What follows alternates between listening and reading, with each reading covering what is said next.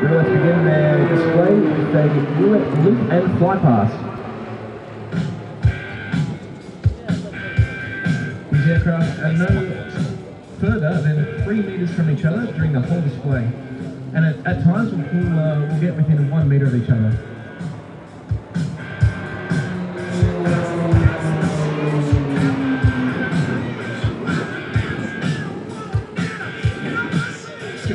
About the aircraft, you can see that's exactly right, Joe. Roulette leader, who you can see is out the front, squadron leader Steve Baker. He's got his eyes out the whole time, making sure that they don't break any height limitations. Also looking out for any obstacles or birds or potentially other aircraft that can enter the display area.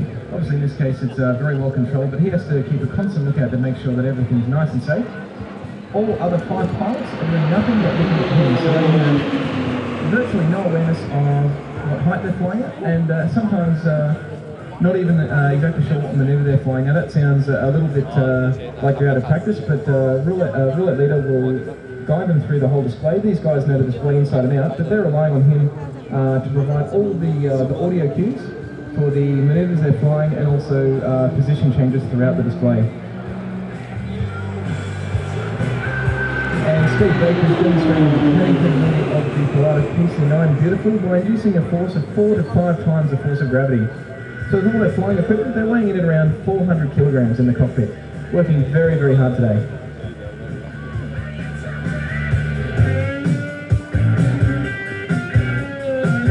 The Roulettes are now positioning out to your right, ladies and gentlemen, and setting up for what we call the Leaders Benefit Fly Pass. I understand that in terms of flying, not everybody has the same load being put on them in terms of how hard the flying is. That's right, Joe. The most difficult position, well I guess the most responsible position is Roulette 1, but the most difficult flying positions are given to the second and third most experienced pilots, who are Roulette 5 and 6, who as they go into the Leaders Benefit Fly Pass now are on the far extremes, the left and right of the formation. Because they're so far away from the leader when they're doing these maneuvers, they have to cover further distance.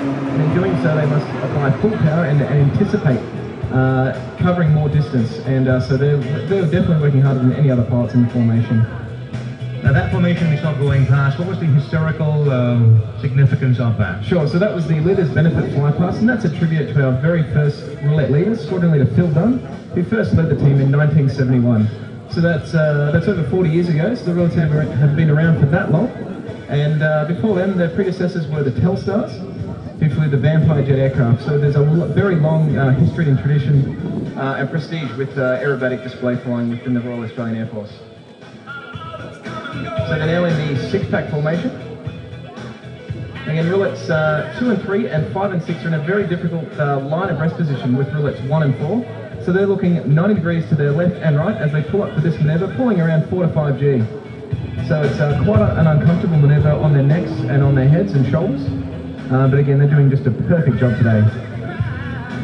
As I come over the top of the lip, you can see them splitting into the twin Vic formation. And again, we'll perform another fly pass before Roulettes 5 and 6 will detach from the rest of the formation for their own special manoeuvres.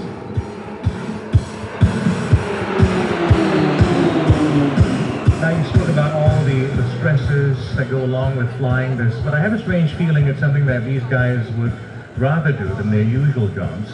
Oh yeah, it's an absolute passion we all have, and I think that all aviators share. Yeah, they're working very, very hard up there, but anybody in a race car is working very hard and I think enjoying themselves as well. It's like flying, it's like being on a roller coaster, but you have absolute control over the thing the whole time, and it's something we absolutely love to do. And as you said, Joe, on their normal jobs, these guys are all qualified flying instructors who teach already qualified pilots how to be flying instructors. They each have over between 3,000 and 5,000 hours flying experience, making them some of the most experienced and skilled pilots in the Air Force. As you can see now, ladies and gentlemen, Roulettes 5 and 6 are coming in for what we call the roulette mirror. There is no allusion to this manoeuvre. Roulette 5 is directly above Roulette 6. These aircraft are 10 metres long, so you can, if you imagine, use your imagination a little bit, you can see the tails are around about 1.5 metres to 2 metres from each other.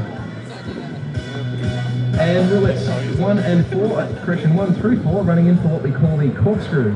With Roulette 1 inverted, Roulette 4 flies barrel rolls around the rear of the formation. And is it right that during this formation, some of them can't see each other? Exactly. So when Roulette 1 rolls in bird, he loses sight of craft, and not enough, and the display falls apart. So they've got to time it just right. Here they are back in the wedge formation. Roulettes 5 and 6 have joined the team. Now they're moving from the wedge into the delta formation, which is basically the delta formation 180 out.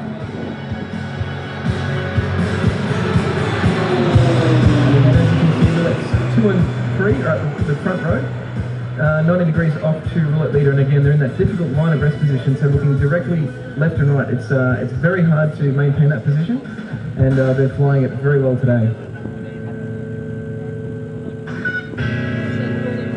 The smoke you can see today, ladies and gentlemen, is generated by spraying a mineral oil and diesel mix into the hot exhaust gases where it's vaporized. This is a modification put onto these aircraft once they entered service with the Roulettes. And there's a 30-litre oil tank located just in front of the tail, and they'll go through pretty much all those 30 litres in a display like this.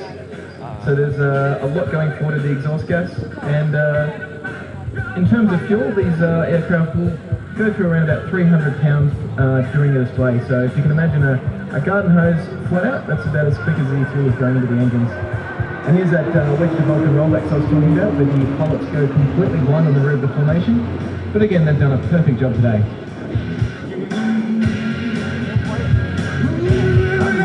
How did the Roulettes get to Singapore? That is a long story, Joe, but I'll keep it as short as I can. It was we took off just near Melbourne in Victoria in southern Australia. It took us 5 days and 11 fuel stops to get here, so we don't quite have the range of something like the C-17. So after about 2 hours of flying, we're just about out of fuel, so that's as far as we can go.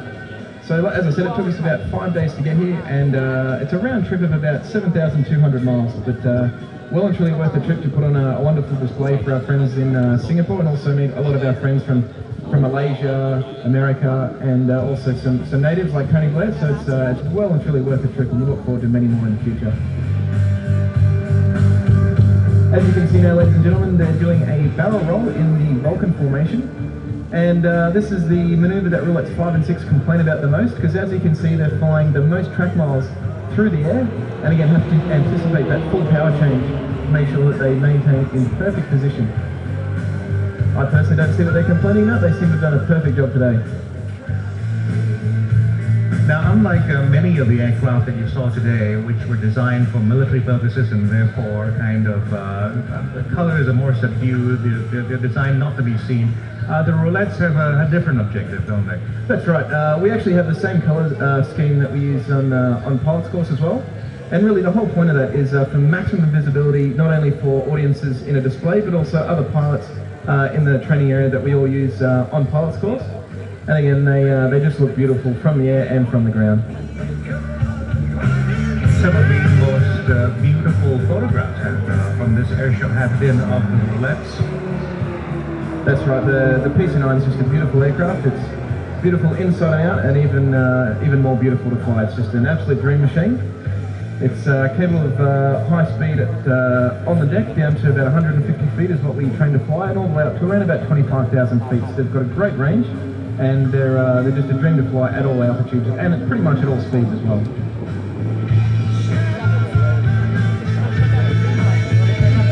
So the Roulettes themselves, as I said, they're all qualified flying instructors.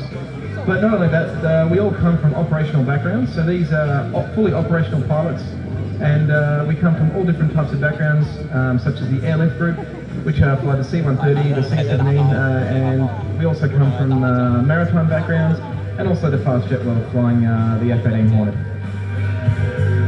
I'd imagine with the great degree of trust you have to have with each other, how much of the personal lives intertwined? You guys live near each other and have a barbecue once in a while? We absolutely do.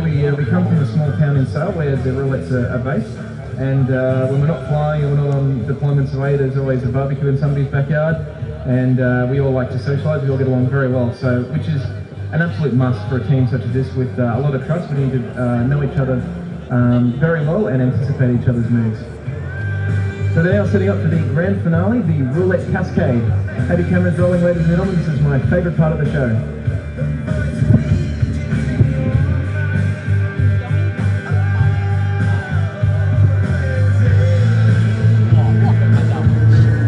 Ladies and gentlemen, thank you very much for having